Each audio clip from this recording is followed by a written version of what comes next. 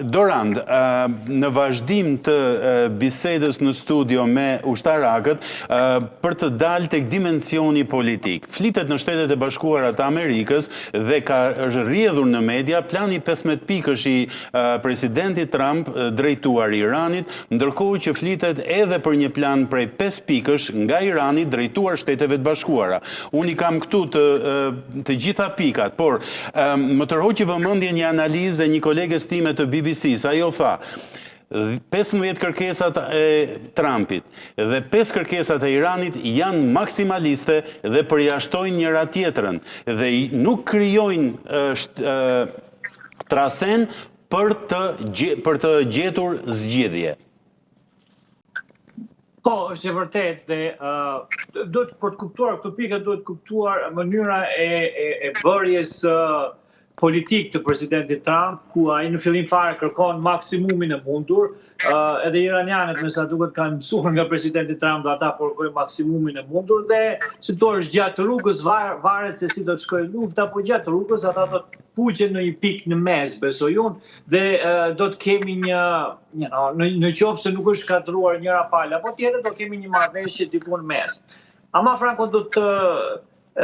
duhet ta kaloj këtë analizë pak në një këndvështrim ndryshe, sepse në qoftë se shikojmë këtë që po ndodh në mënyrë momentale, atëherë nuk bëjnë sens këto që po ndodhin dhe që do të fokusohemi tek gjërat e momentit, pra sulmin amerikan kundër përgjigjen iraniane. Unë do ta mundohesha ta fokusoja pak të analizë në vizionin amerikan për sa i përket lindjes së mesme. Dhe në qoftë se kuptojmë vizionin amerikan me doktrinën Wolfowitz të adoptuar nga Shtetet e Bashkuara të Amerikës 1992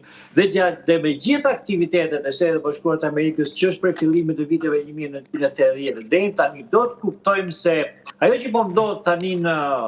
në lindjen e mesme është një plan i cili po ekzekutohet shumë mirë nga Shtetet e Bashkuara të Amerikës për sa i përket vizionit të tyre, shumë mirë nga Shtetet e Bashkuara të Amerikës dhe Izraelit, dhe ç'duam të them me këtë. Plani amerikan për lindjen e mesme është kthimi i Izraelit në një superfuqi në lindjen e mesme, sepse kështu Shtetet e Bashkuara të Amerikës nëpërmjet aleatit të saj më të ngushtë Izraelit do të kishin mundësi të kontrollonin lindjen e mesme nëpërmjet Izraelit dhe nëpërmjet vizionit presidentit Trump, ai do të mundet të rigjej, se nuk do të kishte nevojë më që Shtetet e Bashkuara të Amerikës të kishin një footprint, të kishin ato forcat e tyre ushtarake në lindjen e mesme, në qoftë se Izraeli do të kthehej në këtë superfuqi. Dhe në qoftë se e mendojmë këtë, atëherë çdo gjë që shikojmë tani bën sens. Dhe ç'dua të them me këtë? Bën sens sulmi ndaj se patëm diskutime që presidenti Trump ka ndaluar sulmin ndaj Iranit për sa i përket infrastrukturës energjetike dhe infrastrukturës civile të Iranit. Por kjo nuk është e vërtetë sepse deri para një ore, Izraeli, sigurisht në bashkëpunim me Shtetet e Bashkuara të Amerikës, goditën pjesën e implantit nuklear të Iranit, ku përpunohet ujë i Iran dhe ku përpunohet ajo yellow cake, pra ku përpunohet ajo, si po thotë shqip yellow cake, torta e verdhë, materiali i cili përdoret për pasurimin e uraniumit. Për pasurimin e uraniumit. Gjithashtu, Izraeli së bashku me Shtetet e Bashkuara të Amerikës kanë goditur 2 fabrikat më të mëdha prodhuese, uzina më të mëdha prodhuese të Iranit, të hekurit në Iran, pra një nga gjërat që Irani prodhon, që eksporton më tepër. Sigurisht që kjo do të kthejë edhe direkt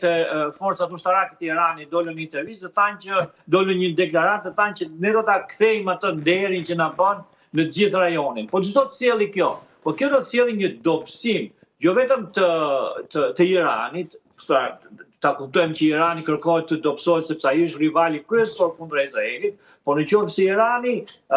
Irani kundërpërgjigjet ndaj vendeve ku Shtetet e Bashkuara të Amerikës kanë baza dhe nga vendet ku vetë Irani tha që do të kundërpërgjigjet, në Arabi Saudite, në Oman, në Bahrein dhe kështu me radhë, çdo të sjellë kjo. Kjo do të sjellë rënimin total të këtyre vendeve dhe kthimin e Izraelit në një superfuqi totale për rajonin. Dhe, siç thash, nëse se kuptojmë këtë, atëherë kuptojmë që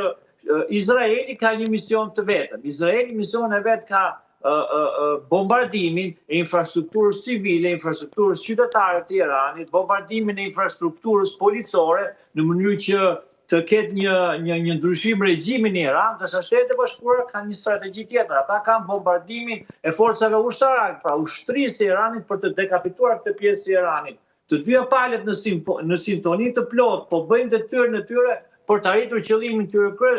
kryesor dhe për të eliminuar Iranin si një forcë konkurruese e Izraelit në rajon. Duke arritur këtë, atëherë kthehemi në atë si thua versionin e vjetër apo versionin apo strategjin apo end goal sistemit të Shtetit të Bashkuar të Amerikës, ku Izraeli si tash do të ketë në këtë superfuqi në lindjen e mesme dhe nuk do të ketë asnjë palë më konkurruese për të konkurruar Izraelin dhe përpasoj Shtetet e Bashkuara të Amerikës në lindjen e mesme. Ishe shumë i qartë, Dorant, falenderoj.